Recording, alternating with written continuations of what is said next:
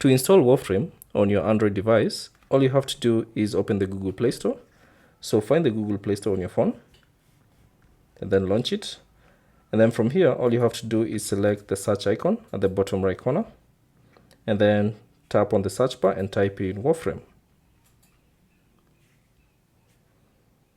And then from the search result, you should find the official app, which is by Digital Extremes. So this is it. So you can select it.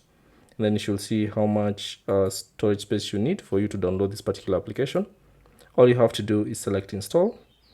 And now the game will be installed on your Android device. So give it a few seconds.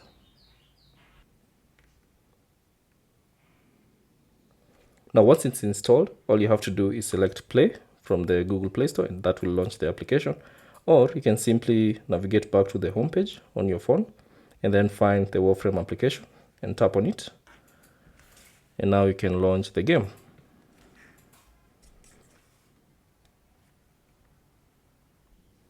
So additionally, you may be prompted to allow any permissions that might appear. So choose if you want to allow, and then you should download any update that is currently available. And then once it's downloaded, you can now select play, and now you can play Warframe on your mobile. So that's basically it.